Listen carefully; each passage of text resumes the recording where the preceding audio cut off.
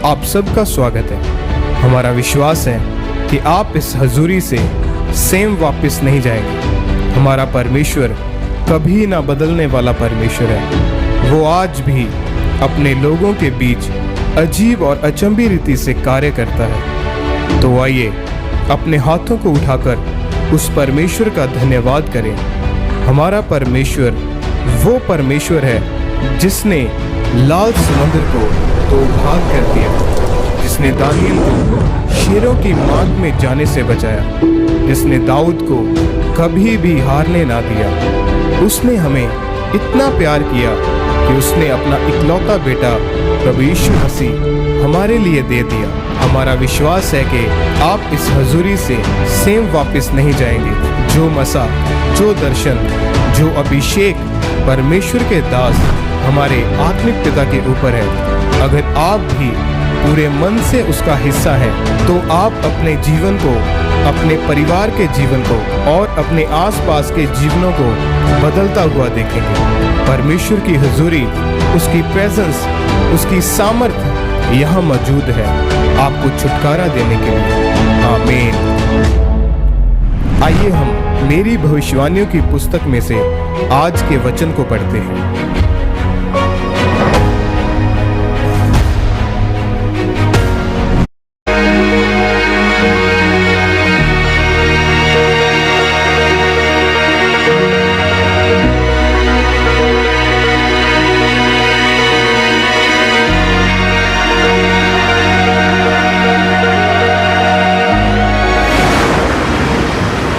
एक राजा का बीज है, जैसा कि दानियल 1:3-4 में लिखा है। तब उस राजा ने अपने खोजों के प्रधान अश्पनज को आज्ञा दी कि इस्राएली राजपुत्रों और प्रतिष्ठित पुरुषों में से ऐसे कई जवानों को ला जो निर्दोष, सुंदर और सब प्रकार की बुद्धि में प्रवीण और ज्ञान में निपुण और विद्वान और राज मंदिर में हाजिर रहने के योग्य हों, और उन्हें कसदियों के शास्त्र और भाषा की शिक्षा दे।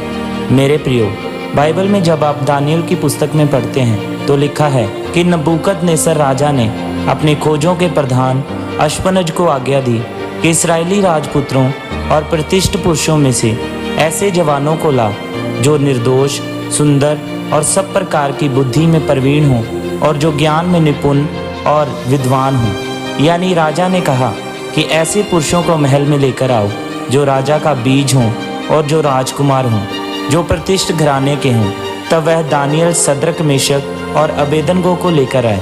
और जब वह दानियल और उसके साथियों को राजा के सामने लेकर आए, तब राजा ने आज्ञा दी कि इन्हें वह खाना दिया जाए जो मैं खाता हूँ, और इन्हें बलवान, बुद्धिमान, प्रवीण बनाओ, ताकि यह मेरे सामने उपस्थित रह सकें, अच्छी रीति के साथ काम कर सकें और मेरी सेवा कर सकें। जब दानियल को पता चला कि मुझे वह खाना खाना पड़ेगा जो राजा खाता है, उस खाने में ऐसा मांस था जो परमेश्वर की आज्ञा के मुताबिक सही नहीं था और जिसे यहूदी नहीं खाते थे, और उसमें दाख, मधु और नशा था जो यहूदी नहीं पीते थे। तब दानियल ने उस प्रधान से कहा कि मैं ये खाना नहीं खाऊंगा जो परमेश्वर की आज्ञा के खिलाफ है। मैं यह खाना खाकर अशुद्ध नहीं ठहरूंगा। उसने कहा कि खाने के लिए हमें साग पात और पीने के लिए पानी ही दिया जाए। और राजा के प्रधान ने जब उन्हें 10 दिन के बाद परखा तो उनके मुंह मांस मछली खाने वाले जवानों से अधिक अच्छे, उज्जवल और चमकदार दिखाई पड़ रहे थे।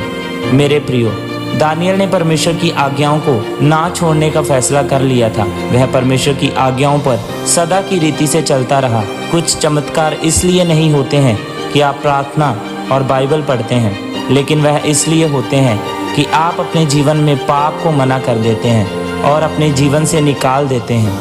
जब आप दाऊद के बारे में पढ़ते हैं तो दाऊद के भाइयों को परमेश्वर का दास अभिषेक करने के लिए गया तो दाऊद के सारे भाई अयोग्य ठहरे, लेकिन दाऊद भेड़ों को चराते हुए भी परमेश्वर के साथ वफादार रहा। इसलिए जिस गोफन को वह शेर, भालू मारने के लिए इस्तेमाल करता था, परमेश्वर ने उसी गोफन के द्वारा गोलियत को मारने के लिए इस्तेमाल किया और राजा होने के लिए शमूएल के द्वारा उसका अभिषेक किया गया।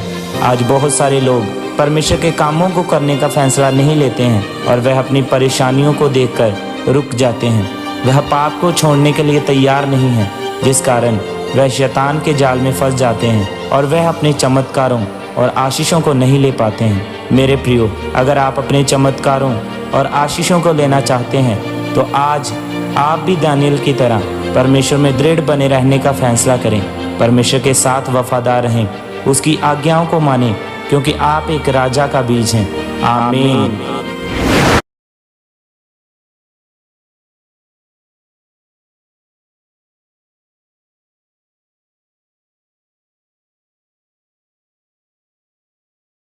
को हिला दिया और उन्हें आजाद किया।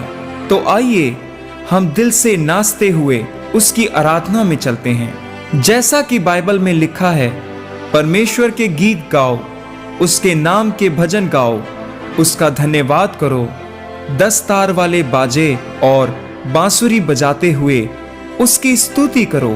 तो आइए हम अपने हाथों को उठाकर उस महान परमेश्वर की आराधना में चलते हैं। आमीन, हालेलुया। सबको जय मसीह की। धन्यवाद। Thank you Jesus.